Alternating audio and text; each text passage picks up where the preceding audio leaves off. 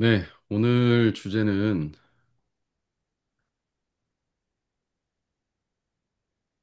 대속죄일이라고 불리는 그런 장이죠. 어, 여러분들이 잘 아시다시피 이 성경의 뿌리가 율법서라고 볼 수 있겠습니다. 뭐라고 불리죠? 이스라엘 말로, 히브리 말로 율법서. 이 정도는 이제 상식적으로 알아두시면 좋습니다. 토라라고 불립니다. 토라. 뭐라? 토라. 어, 토라를 모세 오경, 율법서라고 부릅니다. 이 유대인들이 부르는 호칭입니다. 그들이 이것을 이렇게 토라라고 부르면서요. 성경의 뿌리로 삼죠. 그래서 뒤에 나오는 뭐 선지서, 문학서 등은 바로 이 토라, 율법서를 재해석한 것이다라고 까지 표현해요. 그래서 성경의 뿌리를 율법서에서 찾습니다. 그런데 예, 그 모세오경, 토라의 중심은 또 무엇입니까? 출애굽기. 힘을 내기. 네? 출애굽기. 출애굽기요? 레이기. 왜 출애굽기고 왜 레위기입니까? 아니, 지난번에 출애굽기는 왜 출애굽기라고 말씀하셨어요? 출애굽을 해서 출애굽 레이기를 안에 받았으니까. 음, 네, 출애 출애굽 안에 레위기, 민수기, 신명기가 다 예. 들어있지 아니, 않을까요? 모세오경, 이 5권의 책 중에 중심 책이 뭐냐? 레이기. 출애굽기냐? 아, 레위기죠. 레이기. 제가 지금 출애굽기라고 말씀하신 분 왜 그렇게 말씀하시는지 모르겠네요. 제가 계속 초기에 계속 중심이 뭐다? 창세기, 레위기. 출애굽기, 레위기, 민수기, 신명기 이 가운데에 딱 자리 레이기. 잡고 네. 중심에 자리 잡은 레위기다. 지금 이 책들의 그 각 책들의 주제를 살펴도 항상 그 주제는 뭐 어디 있어요? 가운데 있어요. 다니엘서 음, 가운데 있어요. 요한계시록 가운데 있어요. 음, 레위기 가운데 있어요. 네. 이 가운데 있는 것이 주제입니다. 음, 교차 대구법. 그죠? 음, 카이아즘. 음, 예, 그것을 우리가 수미 상관법 뭐 이렇게 얘기해서 예, 수- 머리하고 끝이 서로 다 이렇게 이어져 있어 소위 데칼코마니라고 말하죠. 이렇게 접었다가 딱 피면 똑같이 나오는 게. 그리고 우리가 미러 레이크 가면 그 수면에 비친 위에 산에 그 밑에 그대로 그 찬찬한 수면 위에 그 위에 있는 산이 그대로 다 들어가 있죠. 이것을 똑같이 위아래로 똑같이 십계명도 네, 안식일 계명이. 네, 안식일계명 중심으로 연결해서 양쪽으로 나뉘는 뭐 이런 개념으로 볼 때 우리가 알 수 있듯이 레위기가 모세오경의 중심입니다. 실제로 레위기가 율법을 담고 있습니다. 출애굽기에 십계명이 담겨 있지만 예, 그 레위기는 그 자체가 법규입니다. 그 책 자체가 규례, 법규로 이루어져 있어요. 그래서 그 10계명을 쫙 해석해서 풀어놓은 책이 레위기라고 보시면 되겠습니다. 자, 그 다음에 레위기는 그 주제장이 어디 있습니까? 예, 속죄. 네. 레위기도 그 주제가 바로 이 속죄일에 들어가 있습니다. 속죄일이 그 중심에 딱 자리 잡고 있죠. 중심에 딱 속죄일이 들어가 있습니다. 그런데 이 속죄일에 왜 대자에다 괄호를 쳤을까요, 제가?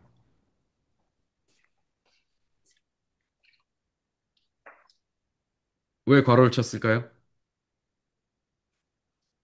여러분, 제가 오늘 그 문자를 올렸어요. 그래서 미리 좀 성경책 읽어보시면 좋겠다고 했습니다. 네. 레위기 16장 읽어보신 분들 거기 대속죄일이라는 단어가 나올까요? 안 나올까요?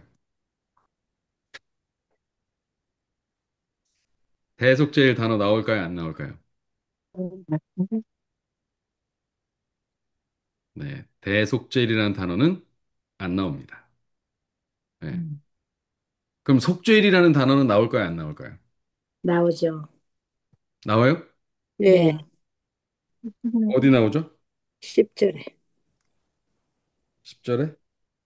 속죄하고, 그러니까 속죄일,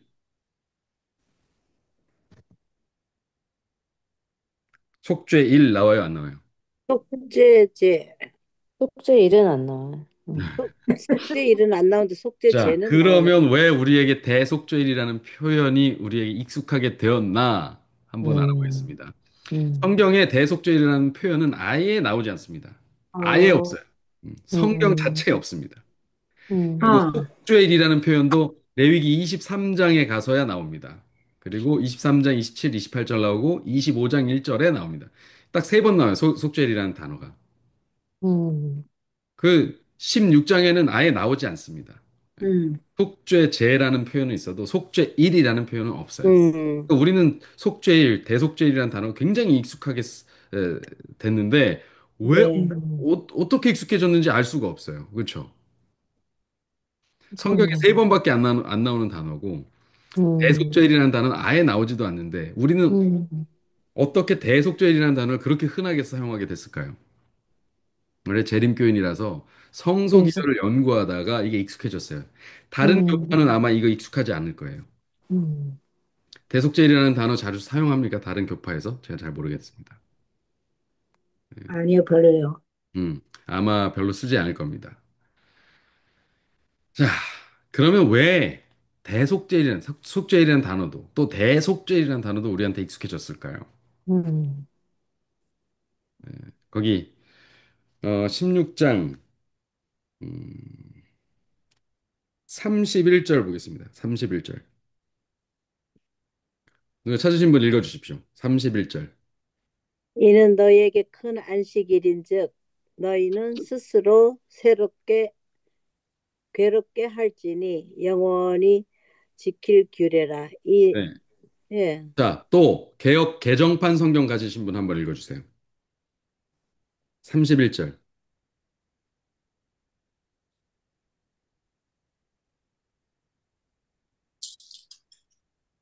개역 개정판 성경 가지신 분.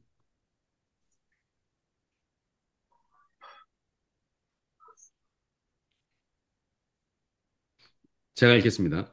이는 너희에게 안식일 중의 안식일인즉. 자, 개역 개정판에는 안식일 중에 안식일 이렇게 돼 있고, 개역 한글판 이전 성경 번역판에는 큰 안식일인즉 이렇게 돼 있어요. 예. 아, 야, 큰 안식일. 큰 안식일. 예. 안식일 중에 안식일. 이 개역 개정판은 안식일 중에 안식일이라 돼 있어요. 새로 나온 성경은. 근데 그러니까 그게 더 빨리 이해가 쉽네요. 네. 그게 무슨 소리예요? 큰 안식일이라는 소리가 그러니까 뭐란 얘기예요? 안식일 중에 더 중요한 안식일이다. 음. 뭐 이런 소리가 되겠죠. 그렇죠? 네. 이해가 좀 편하신가요? 네. 네. 네. 자, 그럼 대속죄일은 뭐겠습니까? 큰 속죄일이잖아요. 대속죄일. 큰 대자인데. 음. 큰 안식일이 안식일 중에 안식일이면 대속죄일은 큰 속죄. 대속죄일은 뭐겠어요, 그러면? 아니, 뭐 이렇게 어렵게 생각하실까? 속죄일 중에 속죄일을 대속죄일이라고 표현하지 않겠어요? 그러니까 우리가 속죄하러 간단 말이죠. 그날이 나에겐 속죄일이에요. 그렇죠?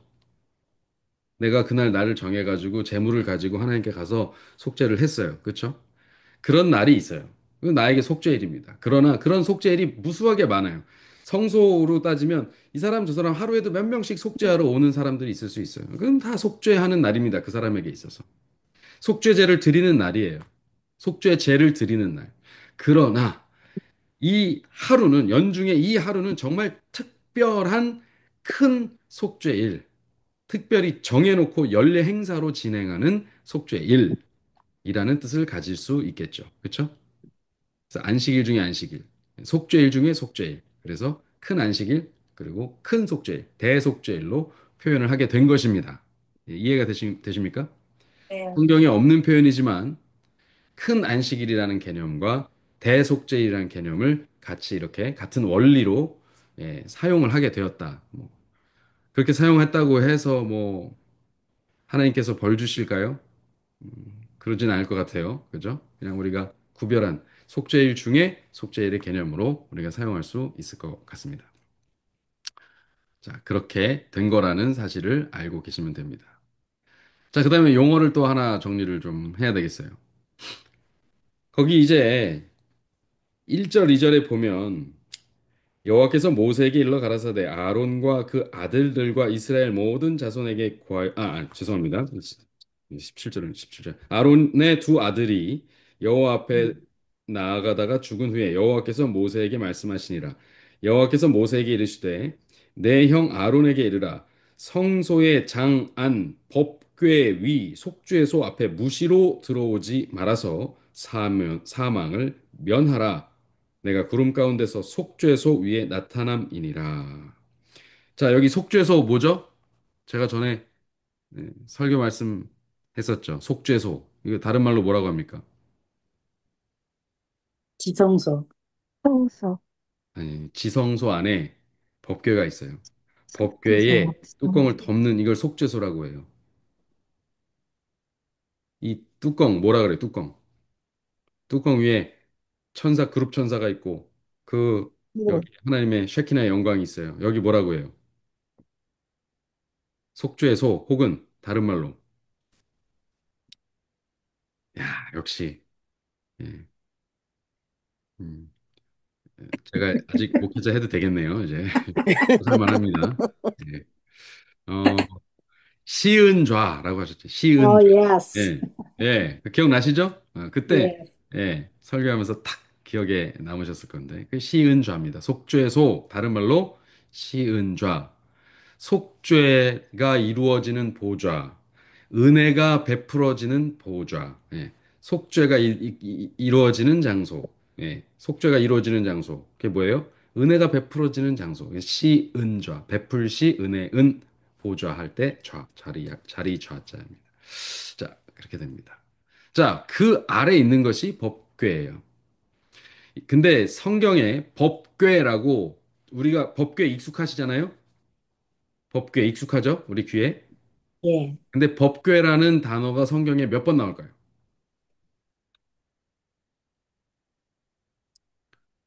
레위기 16장 2절 여기 딱 한 번 나옵니다. Oh.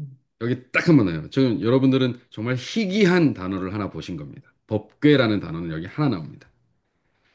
그 외에는 다 증거궤 혹은 언약궤라는 음. 단어가 쓰입니다. 전부 다. 그래서 거기 뒤에 여기 지금 밑에 설명해 놨듯이 법궤, 궤라는 단어 자체가 아론이라는 뜻이에요. 아론이라는 단어예요. 아론. 영어로는 ark입니다. ark. 아론, 아, ark. 근데 그게 상자나 궤를 뜻해요. 근데 대부분이 다 아론 에두트. 이 에두트. 이것은 증거. 예. 그다음에 아론 브리트. 언약. 브리트가 언약입니다. 예. 그럼 하 에두트는 이제 아론 하 에두트 하면 관사가 붙은 거예요. 하가 이제 더 뭐 이런 이런 관사입니다. 더죠 이건 더. 그러니까 증거의 궤, 언약의 궤가 되는 것입니다. 예, 이렇게 돼요. 그리고 법궤는 그냥 궤입니다. 예.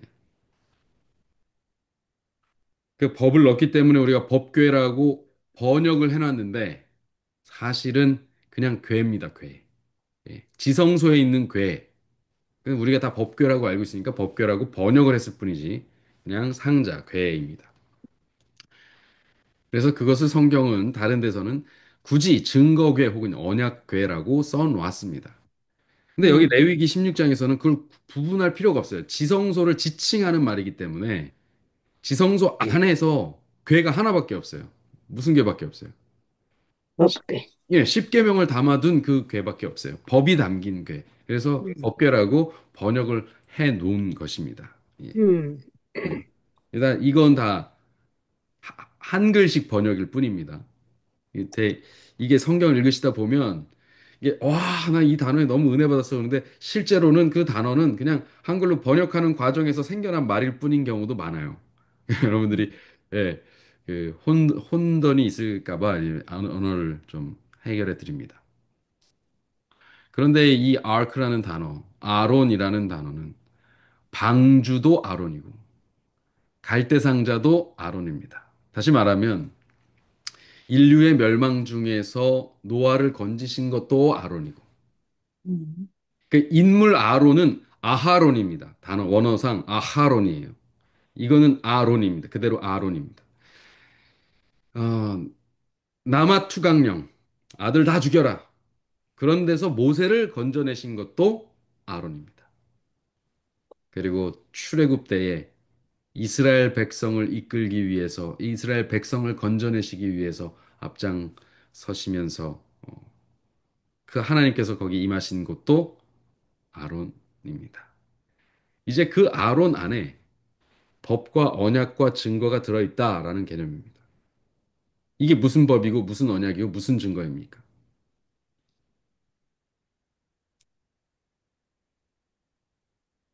구원의 법, 구원의 언약, 구원의 증거.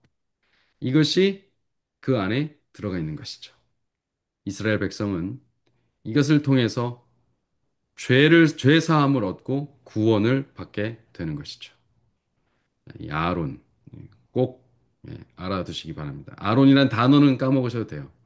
근데 이것이 다 같은 용어다. 법궤, 증거궤, 언약궤가 거기 십계명을 담고 있었고 구원의 법과 증거와 언약을 담고 있어서 이렇게 예, 있게 되었다라는 것이죠. 자, 노아 방주와 예, 그 갈대 상자 동일한 단어입니다. 자, 그리고 시간적 배경을 좀 알아보겠습니다. 이 말씀을 하실 때 시간적 배경, 레위기 16장의 시간적 배경은 언제인가?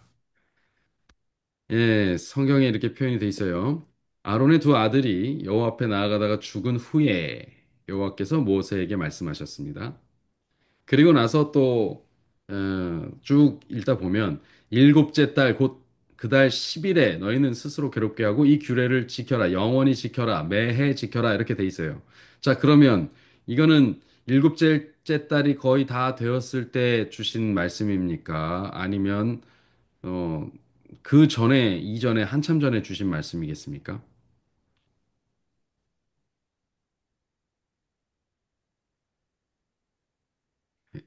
일곱째 딸이 다 됐을 때 주신 말씀 같아요. 네, 그렇게 들리지만 예, 그래서 규례를 지키는 시점은 매해 7월 10일이다라는 것을 알려주시기 위해서 말씀을 해 주신 것일 뿐, 이 명령은 사실상 예, 더 일찍 주신 겁니다. 음, 기본적으로 레위기는요, 출애굽기가 쓰여진 후 딱 한 달 동안 기록이 됐습니다. 음, 그럼 출애굽기 기록이 그 맞춰지는 그 기준 시점은 언제일까요? 출애굽기 34장 1, 2절에 여호와께서 야, 너 모세야, 돌판 두 개를 다시 네가 깎아서 똑같이 내가 깎아줬던 것처럼 똑같이 깎아서 올라와라. 그러셨어요. 그래서 어디로 올라와라? 산 꼭대기요. 예, 산 꼭대기로 올라와라. 그러셨어요. 음, 그래서 이것이 이때 올라간 등산이 이 하나님을 만나러 간 마지막 등산입니다. 물론 이제 마지막 그 다른 데서 죽기 전에도 이제 산에 올라가지만 그가 그 다음부터는 어디서 만나요? 광야에서, 회막에서 만나요. 회막에서. 해막에서. 회막에서 만나시죠. 그게 왜 그래요? 이때가 마지막이에요. 이때 뭘 주셔요? 십계명을 재수여해 주십니다. 다시 주세요. 그리고 거기서 무슨 말씀을 덧붙여 하시냐면 성막을 이렇게 해서 짓고 그 안에다가 뭐뭐뭐뭐 집어넣으라고 딱 또 식양을 설명해 주세요. 그 음, 성막에서 있어야 될 규례를 또 설명해 주세요. 그리고 나서 출애굽기 40장 17절. 출애굽기 40장 17절 누가 읽어 주시겠어요?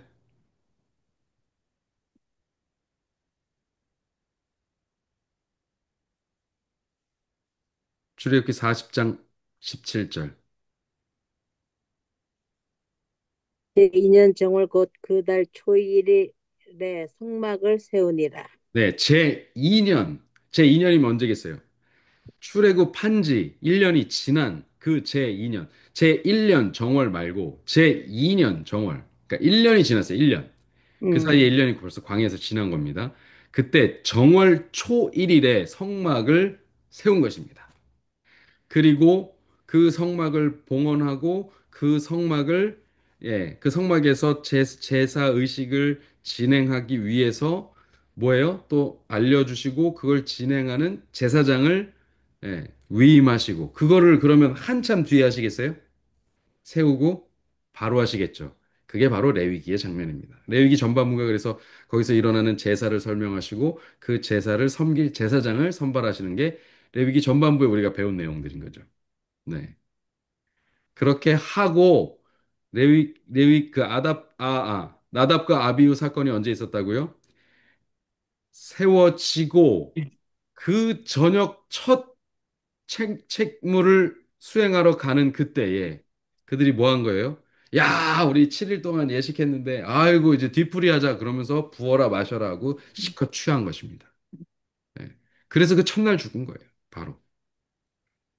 그러니까 어 레위기가 기록된 것도 한 달 안에 기록됐지만 이것도 성막을 세우고 바로 위임식이 있었을 테니 그렇죠? 그러니 음, 그때 뭐 일주일 상간에 하나님께서 나답과 아비후가 죽고 나서 바로 이 대속죄일에 대한 이야기를 하셨다라고 볼 수 있습니다. 제가 볼 때는 한 열흘쯤 됐을 때가 아닐까 생각이 됩니다. 이 명령이 내려진 시점은 뭐 정확하게 어떤 시점에 말씀하셨는지는 모르지만 어쨌든 매우 초기다. 제2년 열흘쯤 그달 초 제2년 정월 열흘쯤에 아마 말씀하시지 않았겠느냐. 그렇게 생각이 됩니다. 자, 그리고 이제 제물을 준비해야 됩니다. 아론이 성소에 들어오려면 수송아지를 속죄의 제물로 삼고 수송아지입니다. 자, 제물 첫 번째 수송아지예요. 한 마리.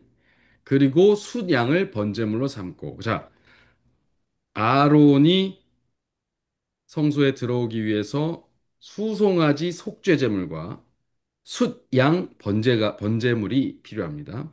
그다음 이스라엘 자손 회중을 위해서 속죄제물로는 숫염소 두 마리, 그리고 번제물로는 숫양 한 마리 이렇게 갑니다. 정리하자면 어떻게 됩니까?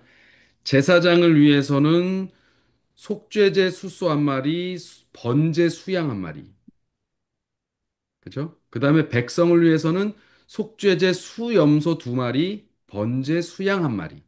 그럼 번제는 항상 수양으로 드렸어요. 그렇죠? 순양으로 한 마리씩 한 마리씩 제사장을 위해서도 백성을 위해서도 한 마리씩 순양은 한 마리씩 준비됩니다. 총 두 마리. 그리고 음, 제사장을 위해서 속죄제를 드릴 때 속죄제는 제사장을 위해서 백성을 위해서 드리는데 제사장을 위해서는 수 송아지로 드리고 한 마리. 그리고 백성을 위해서는 수 염소 두 마리. 좀 특이해요. 정말 특이한 제물입니다. 우리가 평소에 수송아지 뭐 드리는 것들은 뭐 그렇다고 볼 수 있어요. 송아지나 수양으로 하라고 말씀을 하셨으니까. 그런데 염소로 하라는 것도 특이한데 염소 두 마리로 하라고 해요. 그건 정말 특이한 케이스입니다. 그렇다면 제물이 특별하다는 것은 그 제사도 어떻다? 특별하다. 특별하다. 제 지금 특별하다는 표현을 잘 기억해 두십시오. 특별 속죄제입니다. 속죄일 중에 속죄일이고 대속죄일이어서 특별한 속죄제를 드립니다. 그래서 특별 속죄제가 이루어집니다. 자, 그걸 꼭 알고 계십시오. 자, 진행되는 메인 예식을 정리해 드리겠습니다. 메인 예식은 첫 번째, 숫송아지 하타트입니다. 속죄제입니다. 언어 용어 정리를 좀 이따 더 드릴 텐데요. 일단 이렇게 알고 계십시오. 숫송아지 하타트입니다. 그냥 이제 미리 말씀드리겠습니다. 핫하트는 죄라는 뜻도 있고 속죄라는 뜻도 있습니다. 그러니까 핫하트라는 단어 자체가 죄와 속죄의 뜻을 둘 다 가지고 있어요. 참 특이한 경우죠. 그렇죠? 죄면 죄고 속죄면 속죄지. 두 개를 같이 갖고 있어요. 같은 의미를. 그래서 문맥으로 이 단어가 쓰였을 때 문맥으로 이 단어를 해석해야 합니다. 히브리 사람들이 참 어떻게 이렇게 똑똑한지 그 문맥 보고서 이게 죄라고도 읽고 속죄라고도 읽은 거예요. 그 뜻을 의미를 신기합니다. 자, 그래서 제사장이 그 제사장과 자기 권속을 위해서 수송아지로 먼저 속죄제를 드립니다. 하타하트 속죄제를 드립니다. 그 다음 백성을 위해서 두 속죄제가 이루어지는데 하나는 숫염소 한 마리는 두 마리였잖아요. 한 마리는 하타트 속죄제를 드립니다. 제물로 죽여요. 잡고 피를 받고 이렇게 해서 속죄제를 드립니다. 그다음에 두 번째 숫염소는 광야로 그냥 추방해 버립니다. 그래서 이것은 산 염소예요. 이건 죽이는 염소고 이거는 살리는 염소입니다. 근데 이 염소를 어떻게 선택합니까? 제비 뽑아서. 제비를 뽑습니다. 제비를 뽑아요. 죽일지 살릴지는 제비를 뽑아서 결정합니다. 자, 좋습니다.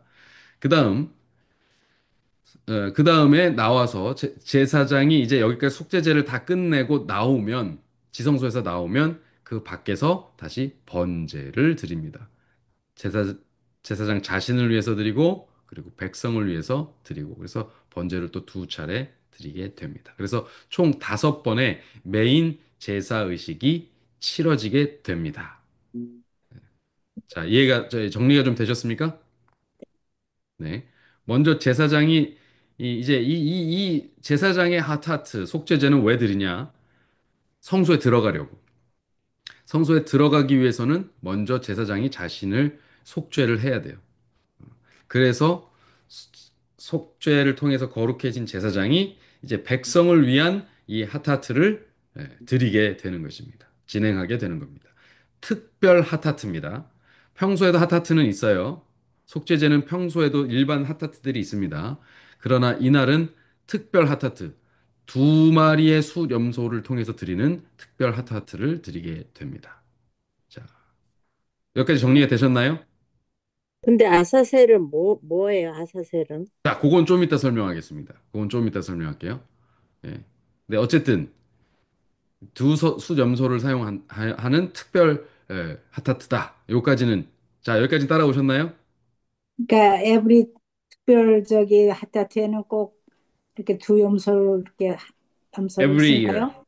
Every 에브리. year. 오케이. 이 대속죄일에만 해당하는 얘기입니다. Every year. 오케이. 네.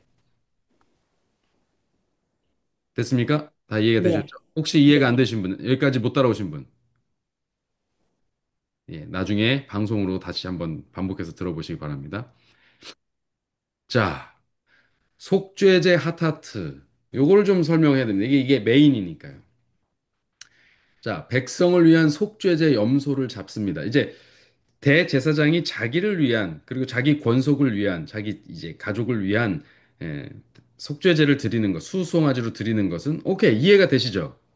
예, 네. 지성소에 들어가기 위해서 자기를 속죄하는 거예요. 자기도 음, 인간이니까, 그렇죠? 음, 네, 그 이해가 되시죠? 여기까지는 네. 되시죠?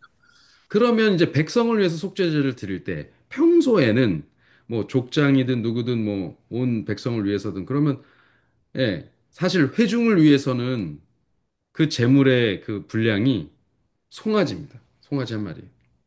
제사장도 송아지 한 마리. 제사장은 온 회중을 대표하는 그런 만큼의 무게가 있다는 거예요. 그 제사장을 속죄하려면 비둘기 갖고는 안 돼요. 송아지는 잡아야 돼요. 염소도 안 돼요. 양도 안 돼요. 송아지는 잡아야 돼요. 그 온 회중도 마찬가지예요. 소를 잡아야 돼요. 근데 여기 보니까 염소를 잡으래요. 자, 염소를 잡습니다. 그 피를 가지고 휘장 안에 들어갑니다. 이 휘장은 어떤 휘장을 말할까요? 회막에는 세 개의 휘장이 있습니다. 첫 번째 휘장은 어딜까요?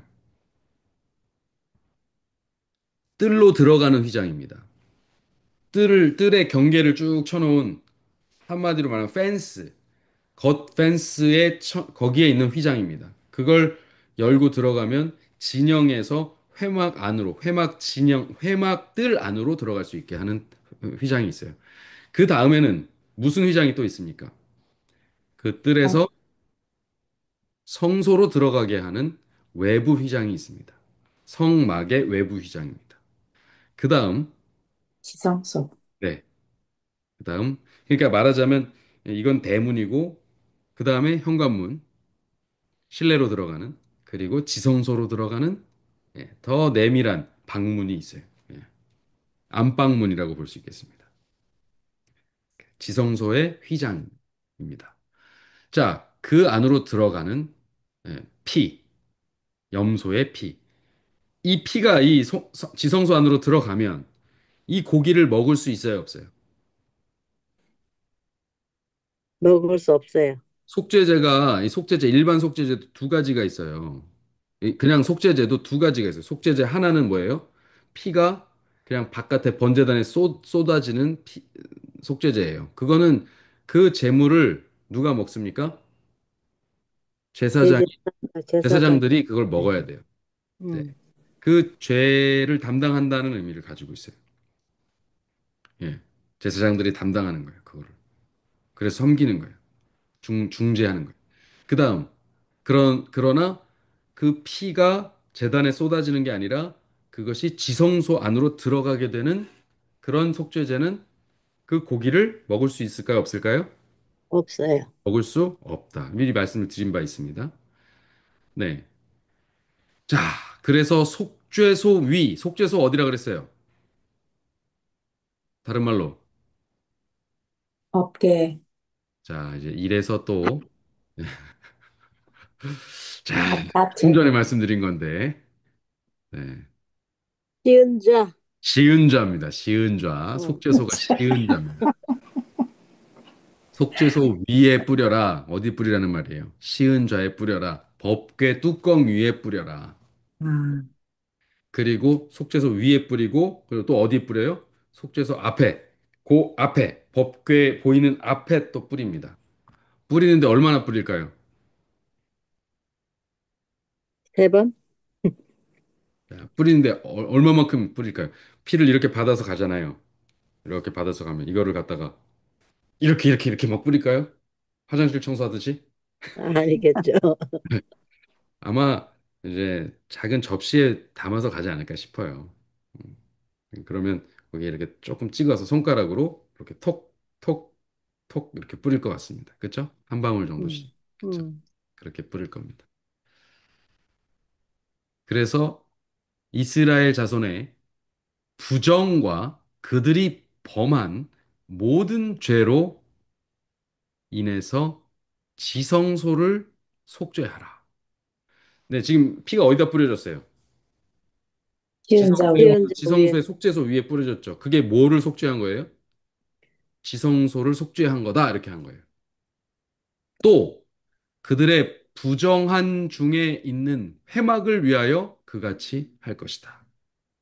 그래서 어떻게 하냐면 거기서 뿌리고 돌아서서 법궤를 등지고 그 휘장 앞에다가 또 뿌립니다. 예. 그리고 나와서 또 분향단 앞에서 그 회장 지성소 쪽을 바라보고도 또 뿌립니다. 뿌려요. 피를 그렇게 뿌립니다. 그러니까 안쪽과 바깥으로 다 네, 다 뿌리는 뿌려요, 거네. 다. 그래서 지성소도 속죄하고 성소도 속죄한다 이런 뜻이에요. 자, 그건 속죄하면 이제 속죄제의 다른 말 이게 속죄제가 핫핫해서 죄를 sin offering이라고도 불리지만 이 다른 말로 purification offering이라고도 부릅니다. purification이 뭐예요? 퓨어. 정결하게 하는 거예요. 음. 정결. 그래 우리가 이 다니엘서 8장 14절에 성소가 정결함을 입으리라 라는 음. 단어와 이걸 연결하잖아요. 이 음. 대속죄 일각이 이게 연결되는 단어입니다. 성소가 정결함을 입으리라. 그럼 그러면 이제 한마디로 요 얘기를 지금 하는 거예요. 지금 이 장면이잖아요. 지성소를 위해 그러니까. 속죄하고 음. 음악을 위해서 속죄하고 이게 뭐 하는 거예요? 음. 정결하게 만드는 거예요. 음. 그러면 성소에 피를 뿌리면 정결하게 되는 거겠죠? 그렇죠? 네. 자, 성소에 피를 뿌리면 정결하게 됩니까? 부정하게 됩니까? 정결하게 되는 거죠. 정결하게 되는 거죠. 음. 그러면 뿌렸으니까. 정결하게 된다는 말은 언젠가 더럽혀졌다는 말이에요. 그렇죠. 음. 그렇지. 그 성소하고 지성소는 언제 더럽혀진 겁니까, 도대체?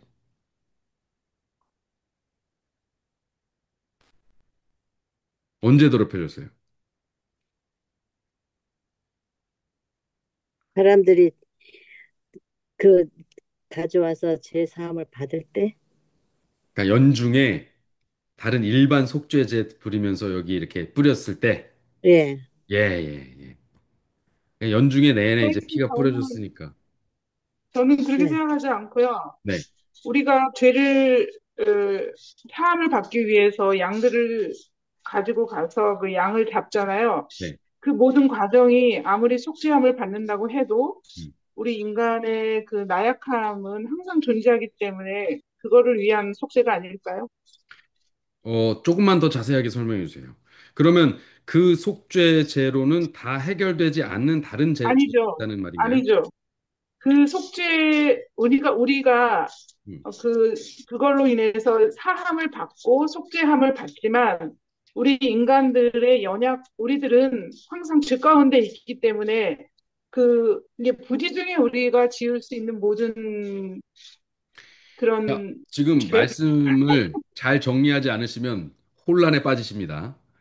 자, 그래. 속죄제를 그런 생각이, 드리기 위한 전제가 뭐냐면 너희가 부지 중에 무엇을 범하였던 것을 깨닫게 되면 드리라 그랬어요. 그러니까 지금 말씀하신 부지 중에 계속 짓는 죄가 있다라는 것에 대한 속죄는 그 속죄제로 드려지는 것입니다. 그러니까 지금 말씀하신 거로는 이미 해결이 됐어요. 자, 이해가 되십니까? 네. 네, 네. 이해는 되는데요. 네. 그렇다면은, 네. 좀 더 생각해 볼 수 있는 게 지금은 제사장이잖아요. 네. 아론이 지금 대속죄일이라는 말은 없지만 어쨌든 속죄일의 속죄일을 지키기 위해서 들어간 거기 때문에 그동안에 1년 동안 그 모든 죄들을 위한 글쎄 좀 머리를 좀 뱅뱅 도는데 잘 그러니까요, 표현을 이게 지금 못하겠어요. 우리가 우리가 그냥 성경에 진짜 나와 있는 것과 우리가 이럴 것이다라고 생각하는 게 지금 말이 이렇게 섞여가지고요. 지금 굉장히 혼선이 있으실 수 있어요. 그리고 설교로 이렇게 들었던 것들이 막 복잡하게. 근데 여러분 네. 지금 잘 정리하셔야 됩니다. 이게 많이 헷갈려요. 그리고 들은 걸로는 다 헷갈려요. 그래서 지금 다 점검하고 넘어가셔야 돼요. 자, 일반 속죄제는요. 우리 속죄제 설명할 때 말씀드렸어요. 부지 중에 범한 죄들에 대한 속죄제입니다. 음. 자, 그 말은 고의적으로 지은 죄들은 어떻게 되나요? 그거 어떻게 됐어요? 자, 고의적으로 짓는 죄들에 대해서는 어떻게 하게 했어요? 저희가 백성 중에서 끊어지리라. 끝이는 네, 돌로 쳐라, 진 밖으로 가 돌로 네, 쳐라, 그 피가 그 위로 돌아갈 것이다, 막 별 말이 다 있죠. 예. 그 피를 가져다가 뿌리지 않아요. 그 피가 사함을 입도록 성소에 들어가지 않는다고요. 그거는. 음. 그거는 그 자리에서 그 사람의 머리 위로, 재물의 머리 위로 전가되지 않고요. 그 사람 머리 위로 그 죄는 돌아가게 돼 있어요.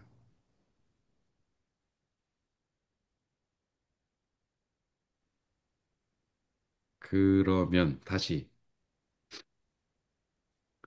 그거 좀 이따 보고요. 성소에 피를 뿌리면 정결하게 되냐, 부정하게 되냐라는 질문을 다시 갑니다. 어, 뿌리면은 정결하게 되지요. 정결하게 되죠. 그럼 왜 정결해져야 돼요? 뭐 때문에 더럽혀졌길래?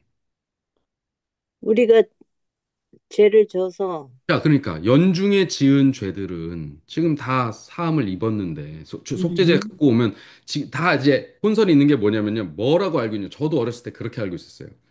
1년간 계속 속죄제로 가져와갖고 피를 뿌렸으니 이 피 뿌린 게 더럽혀져 가지고 그게 성소를 깨끗하게 하기 위해서 1년 중에 한 번은 그걸 정결하게 하는 지성소로 들어가는 피를 가지고 거기서 정결하게 한다.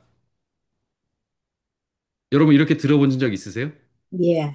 네, 대부분 이렇게 알고 있어요. 근데 보세요. 똑같은 행위입니다. 똑같이 피를 뿌리는 행위예요. 피를 바르는 행위예요. 근데 왜 하나는 더럽혀지고 하나는 정결하게 합니까? 그걸 누가 정해놨어요? 하나님이 성경 어디에 피를 뿌리면 더럽혀진다고 표현되어 있습니까? 피를 뿌리면 더럽혀진다는 말은 없는 것 없죠. 같은데. 없어요. 그러니까 음, 성소가 정결함을 입어야 된다는 것의 전제가 피를 뿌려서 더럽혀졌다는 말은 틀렸다는 거예요. 우리가 여태까지 잘못 알고 있는 거예요, 그건.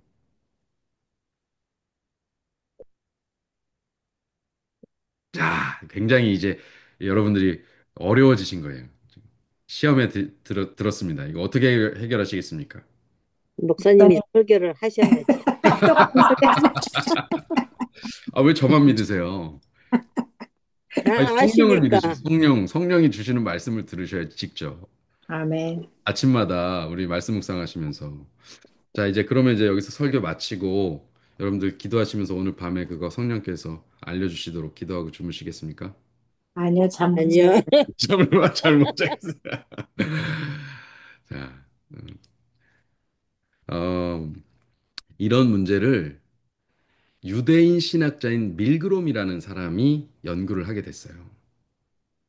밀그롬이라는 유명한 신학자가 있어요. 유대인인데 신학자예요. 그분이 이 문제를 깊이 파고들었어요. 그래서 레위기, 그 다음에 여태까지 신학자들이 잘 살피지 않았던 민수기 이런 것들 아주 깊이 있게 살피게 됩니다. 유대인 출신이니까. 더 깊이 있게 살필 수 있었어요. 근데 그분에게 한 10년 동안 사사를 한, 어, 또 신학자가 있어요. 네, 그 재림교의 신학자입니다. 그분이 앤드류스에 있는 로이 게인이라는 분이에요. 음, 제가 마지막에 그분의 수업 성소론을 진짜 제가 성소론 그거 하나를 듣다가 드롭하고 와버렸어요. 음, 자, 아무튼 다시 한번 들을 만한데 그때 너무 어려웠어요. 영어도 어렵고 그분이 가르치시는 것에 대한 이해를 지금 제가 첫 학기에 그를 듣기에는 좀 어려웠어요. 근데 뭐 그분이 쓰신 책이 있습니다. 재단으로의 초청이라는 책이 있어요. 그거 보면은 거의 이해가 됩니다.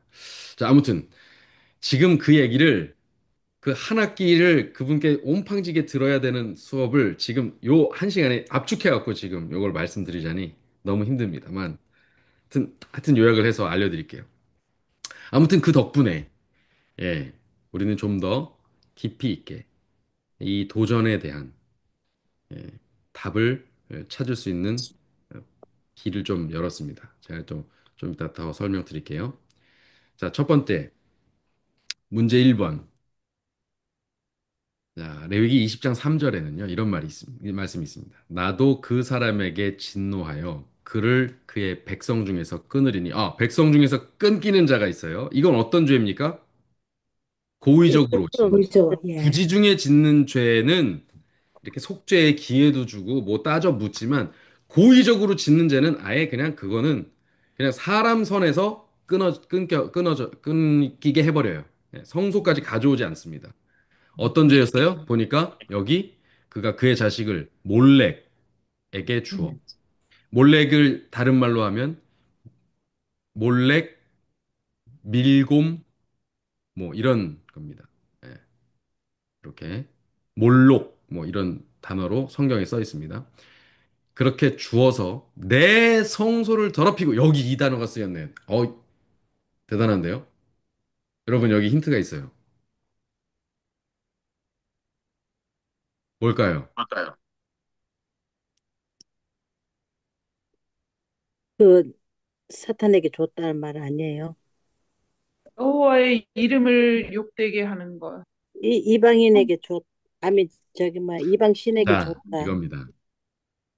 우리가 부지 중에 지은 죄가 속죄를 통해서 사함을 입고 정결함을 입는다면 정결함을 입지 못하는 죄악이 있는데 그건 고의로 지은 죄악입니다. 그것은 이스라엘 회중 중에서 정결함을 입지 못해요. 그래서 음, 그것은 끝내 하나님의 성호를 더럽힙니다. 이스라엘이라는 이름을 더럽히고 이스라엘 백성의 주인이신 하나님을 더럽혀요. 그리고 그 회중에 임한 하나님을 더럽힌다는 것은 하나님이 계신 그 장소가 더럽혀진다는 거예요. 이해가 되십니까? 음, 그게 지금 성경에 내 성소를 더럽히고 우리 각자가 성소고 하나님이 계신 그 장소가 성소잖아요. 고의적으로 짓는 죄는 성소를 더럽히는 겁니다. 우리가 부지중에 짓는 죄는 사함을 받을 만한 죄이지만 고의적으로 짓는 죄들은 사함을 받을 여지가 없어서 하나님께 욕을 돌리고 스스로를 더럽혀 버리고 이걸 어떻게 받을 수 없는 죄가 된다는 거예요. 이해가 되십니까? 예, 여러분들 이제 고의적으로 지은 죄가 있으세요, 없으세요? 있죠. 큰일 났네. 어떻게 합니까, 이거? 큰일 났네. 이거 큰일 났네. 고의적으로 지은 죄가 있으세요? 알면서도 자꾸 하는 게 고의적으로 하는 거 아니에요? 어, 저는 그런 죄 짓는 분 없는 줄 알았더니 우리 교인 중에 그런 죄를 짓는 분이 계시네요. 어떡하죠? 많겠죠. 음, 네, 이제 이거는 신학적으로 따지는 거고요. 예수 그리스도께서 그 모든 죄를 해결해 주신다고 했기 때문에 우리가 그것을 믿지만 지금 그 죄악이 얼마나 치명적인가에 대해서 인식을 하지 못하면 우리는 음, 계속 그 죄를 용납하고 끝내 우리 자신을 더럽혀서 죄와 동일하게 만들어서 하나님의 백성 중에서 끊어지는 결과를 낳게 될 것입니다. 그 예수 그리스도께 가져가서 빨리 해결함을 받으셔야 돼요. 음. 음, 우리가 어떤 죄를 끌어안고 있으면서 하늘 갈 수 있을 거라고 그렇게 생각하시는 것은 안 됩니다. 아이, 괜찮아. 하나님이 나 사랑하시는데 괜찮아. 그럼 그런 건 없어요. 그렇죠. 하나님은 죄를 미워하세요. 아주 경멸하세요. 아주 혐오하세요. 네. 가증히 여기세요. 그 죄를 하나님을 사랑한다고 하면서 우리 안에 계속 남겨두는 것은 정말 하나님 사랑하는 게 맞는가? 네. 아니겠죠? 아니죠. 아, 고의로 지은 죄악은 정말 원격으로 그 즉시 성소를 더럽히게 됩니다. 두 번째 문제입니다. 누구든지 죽은 사람의 시체를 만지고 자신을 정결하게 하지 아니하는 자는 여호와의 성막을 더럽힘이라. 죽은 사람 시체 만졌어요. 근데 정결하게 하라고 했죠. 씻어라. 저녁까지 부정하겠다. 그랬어요. 음, 근데 자기를 정결하게 안 해. 그럼 어떻게 하는 거예요? 성막을 더럽힌 거예요. 그러면 그는 끊어지게 돼요. 자, 이러면 고의적이 돼요. 죽은 사람 시체 만졌어요. 그럼 정결하게 하면 돼요. 근데 정결하게 하지 않고 끝까지 버텨. 그럼 고의적이죠. 그럼 끊어질 죄가 돼요. 왜 그래요? 정결하게 하는 물을 뿌리지 아니하였으므로. 다시 말하면 예수 그리스도가 우리를 구원해 주신다는 것을 알아. 근데 그분을 받아들이는 침례는 안 받겠대. 뭐 하는 거예요, 그러면? 너무 이중적이잖아요. 일치되지 그렇죠. 않죠. 음, 음, 믿는다 그러면 믿는 행동을 해야죠. 그걸 안 하면 못 믿는다는 얘기예요. 지금 보세요. 그가 정결하게 되지 않은 것은 정결하게 하는 물만 뿌리면 되는 그 단순한 행위조차도 하지 않은 거예요. 여러분, 우리가 죽을 사람들입니다. 다 죽을 사람들이에요. 제가 죽는다는 말은요, 영원한 죽음을 그냥 죽어야 되는 운명의 존재들이에요. 그런데 물에 한번 들어갔다 나오면 돼. 예수 그리스도를 개인의 구주로 영접한다는 표시로 물에 한번 들어갔다 나오면 내가 영생을 얻는데, 근데 그걸 안 한대요. 그걸 못 하겠대. 영생을 얻는 것과 그게 바꿀 겁니까? 그게? 난 물에는 절대 못 들어가. 여러분, 이게 고집 부릴 만한 겁니까? 아니죠. 나는 정결한 물은 절대 안 맞을 거야. 이게 고집 부릴 만한 겁니까? 네, 그러니까 아니죠. 그거는 정말 하나님께서 성막을 더럽힌다고 하는 거예요. 자, 그러면 그 관점을 볼 때 성막을 더럽히는 건 뭐냐면 하나님께서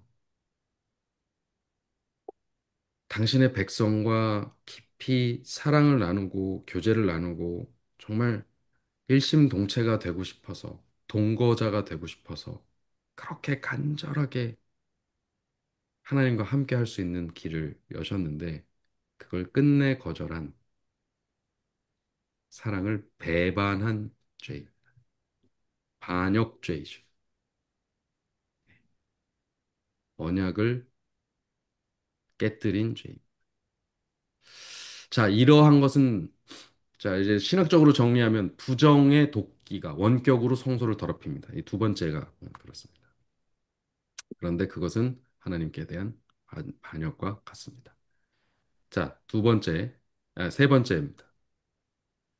내가 죄악이 많고 무역이 불의함으로 내 모든 성소를 더럽혔으며 내 가운데서 불을 내어 너를 사르게 하고 너를 보고 있는 모든 자 앞에서 너를 땅 위에 재가 되게 하였도다. 이게 에스겔의 말씀입니다. 성소를 더럽히는 죄악의 또 다른 것은 무엇입니까? 그냥 인간 자체의 죄악입니다. 인간이 얼마나 많이 죄를 짓는지 그들이 짓는 모든 죄악이 그들 가운데 있는 성소를 더럽히는 것이죠. 사실 이것은 두로왕에 대한 예언입니다. 근데 이것을 사탄에게 적용하면서 하시는 말씀이 에스겔 28장의 말씀. 근데 성경 본문 자체가 이 인간의 죄악 자체, 죄 자체가 뭐예요? 성소를 더럽히는 거라고 말한 거예요.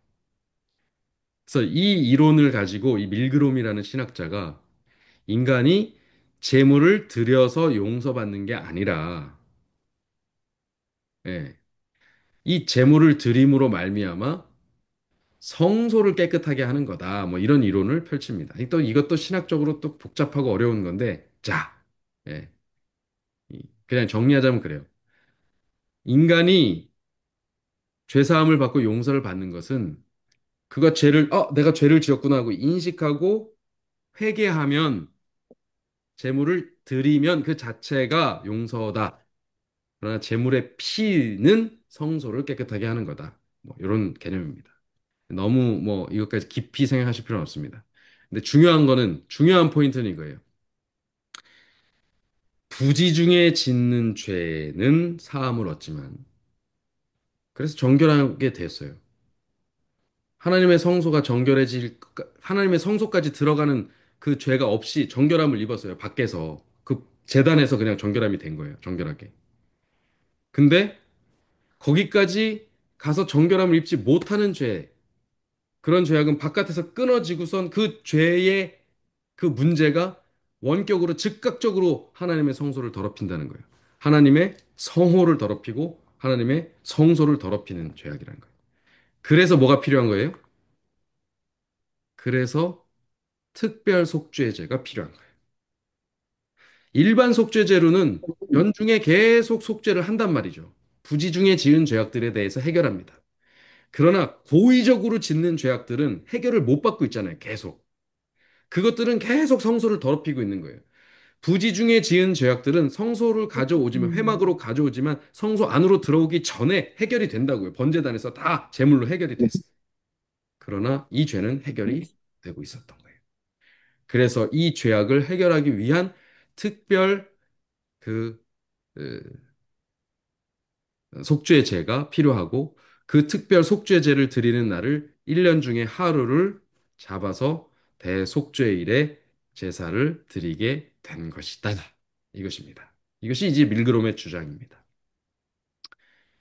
뭐 이게 또 음. 자, 아까 전에 피는 깨끗하게 하는 것이냐 오염되게 하는 것이냐 피는 성경의 구약과 신약을 관통해서 계속해서 다 정결하게 하고 깨끗하게 하는 것으로 등장합니다. 예, 음. 여기 이 내용은 나중에 이제 유튜브에서 보시던지 하면 됩니다. 이거 찾으시면 뭐 깨끗하게 하는 것이 예수 그리스도의 피가 더럽게 하는 것은 없습니다. 자, 그런데 그러면 그들의 죄는 무엇을 사한 것이냐? 이 이야기가 해결이 돼야 되는데요. 지금 벌써 시간이 8시 40분입니다. 이 이야기와 아사셀 이야기를 합쳐서 다음 시간에 우리가 계속 진행을 하도록 하겠습니다. 자, 오늘은 그럼 여기까지 진행을 하겠습니다. 자, 여기까지 혹시 질문이 있으신 분 계십니까? 아서세요. 아사세는 다음 시간에 하겠습니다. 네, 아사세는 다음 시간. 참 못자게 잠 생겼네요. 못 자, 일주일 동안 잠 못 자면 안 되는데. 예. 아니, 새벽 기도 하시니까 잠 잘 주무실 거예요. 아, 네. 어, 네, 오늘까지 배우신 내용 중에, 오늘 배우신 내용 중에 혹시 질문이 있으십니까? 우리 문영인 집사님, 혹시 해결되셨나요? 그건 이해됐는데요, 목사님. 네. 그러면은 대속죄일이라는 게 성경에 나와 있지 않은데 우리들은 사용하는데 네. 그러면 그 대속죄일이라는 말을 사용하지 않는 게 옳은 건가요? 어떻게 됩니까? 우리 삼위일체라는 단어 없어도 쓰잖아요. 아, 뭐 그런 정도로 보시면 돼요. 여기 큰 안식일이라는 단어가 나오잖아요. 큰 속죄일이라고 하면 되죠. 음, 속죄일 중에 큰 속죄일이에요. 그냥 내가 정한 속죄일 아니고 하나님께서 연중에 하루 정해 놓으신 속죄일이에요.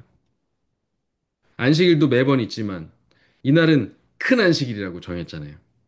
예, 그럴 뿐입니다. 그 용어는 그렇게 중요하지 않습니다. 중요하지 않다. 그렇게 중요하지 않아요. 알겠습니다. 그 용어는 그냥 우리가 편의상 쓰는 단어로 그냥 보시면 됩니다. 그것이 뭐 네, 대속죄일이라 표현을 하고 안 하고가 구원에 그렇게 크게 영향이 주는 단어는 아닙니다. 맞습니다. 네, 네, 네. 그렇게 네. 그거는 알겠습니다. 예, 감사합니다. 아주 마이너한 내용입니다. 네. 그냥 편의상 쓰는 거. 그 대속제일은 1년에 한 번 7월 달이라고요? 7월 네. 10일? 7월 10일입니다. 네. 10일. 유대력으로 7월 10일이기 때문에 네. 유대력으로 3월이 1월이거든요. 그러니까 7월이면 10월이 됩니다. 10월? 예. 10월쯤 네. 되나요? 10월 11일경이죠. 10월 10일. 네. 그리고 그때 당시는 무조건 30일 단위로 끊었어요. 윤달도 없었고, 뭐 28일, 30일, 31일 이런 것도 없이 그때 무조건 30일로 끊었었기 때문에 지금의 날짜 계산하고는 좀 다를 수 있습니다.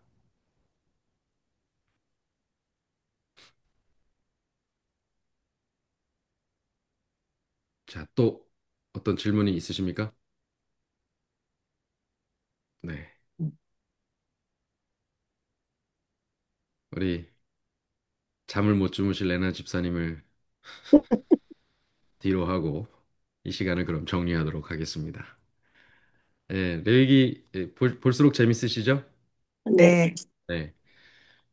보실 때 이런 질문을 잘 세세하게 던지면서 여기는 있는 단어인데 여기는 없는 단어인데 왜 우린 사용하고 있고 왜 있는데 우리가 이걸 무시하고 다른 식으로 해석하고 있을까? 이거 계속 의심하셔야 돼요. 그렇게 보셔야 돼요. 예언의 신에 이때, no, 그렇게 하시면 안 돼요. 정말 직접 찾으셔야 돼요. 요새는 그것을 찾아보기도 쉬워요. 성경 앱이 나와가지고요. 검색하기도 할 수 있고요. 그 다음에 주석이나 원어 분석기도 다 나와 있어요. 그래서 어느 정도 여러분들이, 물론 그것도 데이터 자체가 오류가 나 있는 것들도 있어요. 오늘도 제가 찾아보니까 있더라고요. 예, 예를 들어서 지금 아론, 이 법궤 같은 것도 제가 가지고 있는 베들레헴 앱을 보니까 잘못돼 있어요. 예, 아론이 아니라 다른 단어를 써놨어요. 제가 그걸 찾아내갖고 지금 거기다가 연락을 주려고 합니다. 아무튼 그러나 대부분 우리가 아주 알기 쉽게 다 돼 있어요. 여러분 그걸 찾아보시기 바랍니다. 예, 그 목회자가 물론 많은 부분을 도와드리겠지만 여러분들이 직접 찾으시면 그 전율은 정말 대단합니다. 그 저만 느낄 수가 없어요. 예, 여러분들도 느껴보십시오. 자, 그럼 오늘 여기서 정리하도록 하겠습니다. 기도하고 마치겠습니다. 주님, 오늘도 우리에게 말씀을 공부하는 즐거움을 느끼게 해주셔서 감사합니다. 주님, 우리가 이제까지 예, 그저 피상적으로 알고 있던 것들 더 구체적으로 보면서 더 하나님께서 정말 우리의 구원을 허투루 대강대강 애매하게 진행하시는 것 아니라 정말 분명하고 뚜렷하고 확실하게 그 계획을 진행하시며 우리에게 제시하시는 것을 보게 됩니다. 우리는 어떤 신앙생활을 하고 있나 돌아보며 하나님께서 이토록 분명하게 자신을 내어주시면서 우리를 사랑한다 고백하시고 우리를 건지겠다 약속하시는데 그에 대한 당사자인 우리의 태도 어떻게 해야 할지 신중하게 다시 한번 돌아보며 결단 내리게 하여 주옵소서. 이제 앞으로 더 깊은 지식과 또 알므로 우리를 초청하실 당신의 은혜에 감사드리며 예수 그리스도 이름으로 기도합니다. 아멘. 아멘. 아멘. 감사합니다, 감사합니다. 네, 목사님. 목사님, 감사합니다. 감사합니다. 목사님 질문이 감사합니다, 하나 목사님. 있어요. 네네네. 네, 말씀하십시오.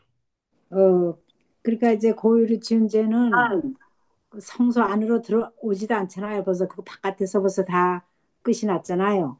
그렇지만 하나님이 그거는 더럽다 하셨고 네.